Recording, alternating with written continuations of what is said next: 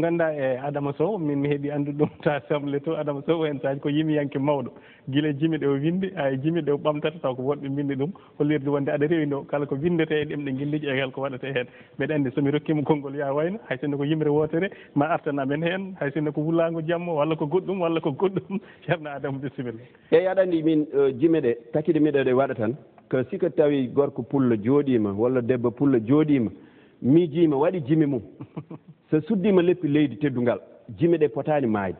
walla hay so siwa suddade leppi teddungal ko kam yaltini ɗum e fittanu mum wadde ɗum foti ko janggede ɗum foti ko wuurde ɗum foti ko wasde nattude ɗum takide ñande foof hayso min mi waɗani composé jimi ɗen mbiɗa yiiɗa joni kala baɗɗo jimre tawinde mi weeli tan min mi layande belma nde wuur nde wona archive nde wasa maayde ko ɗum taki joni comme no mbiɗa ni mbiɗa jogui ɗo yimre nde ganduɗa waɗi nde ko Cheikh Oumar Ba Cheikh Oumar Ba hikka ɗe jaami France min cikkannoon boom ko natti wuurde Cheikh Oumar Ba eyyi Allah waɗi ɗe jaami France Allah waɗi o ari o nani jimre nde nde jimnomi kam watnode jimre nde inde nde ko titode nde ko maayde wonno nde jimminde keeɗi o heeɗi nde radio tawi miɗo France o ari ƴeewoydemi galle Djiby Oldu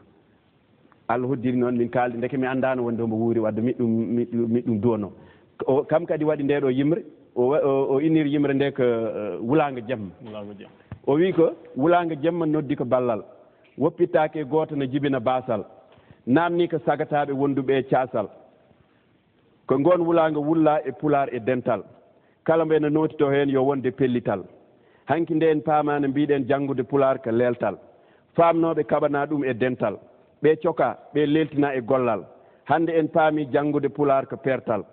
ko rewde ɗemɗe goɗɗe goppalngal ma woni leltal pelle ɓamtoje pular carima e keewal mbo woni kala namna ballal mum jawgal findina ɓiyum e koddijo mum ko alda e ceerundal janggen ɗemɗe gadiɗe en lollude e gandal janggen mbeɗeɗen egga hen gandal e pinal janggen ɗemɗe windere kutorgal janggen ɗemɗe windere kutodiral de hoddaɓe gasataka ma gostodiral Afrique naaɓe jaɓata saynirede ɗemgal ngam ɗemɗe ɓurodirta so wona e bindi caktal ndeke pular way kono ɗemɗe goɗɗe e baawal so janggama ma riwtu kala caɗele e basal Cheikh Oumar Ba a jarama mo tigi ɗum ɗo ine wono tonggol ngol ganduɗa ngol ko pottam lamimol eɗen uddiri ɗum yewtere nde ɗo en gaari ha e waktu men gasi so won konngol battinigol ngol joguiɗa e hojomo goto eyyi konngol battinigol tan ko yettudema e yettude kadi mawɗo galle o duwanade ɗum kam e joom suudu mum e denndaangal ɓeeɓo liggot ko ɗum hina wela no feewi saabu dañde ɗe kaalɗa mi wi ɗum mi layi ɗum assemblé ɗemngal so haaletake mayat saabu wonɓe ngannduɗa ko ɗum tan welataɓe e nder pittali maɓɓe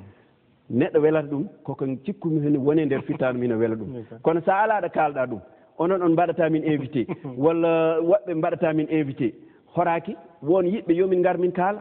kono minen tawde min jogui ko haala min way kono les parlementaire jogui tan ko haala minen komin kalatno ko assemblé min mbawa wiide yo ɗum tegue min mbawa wiide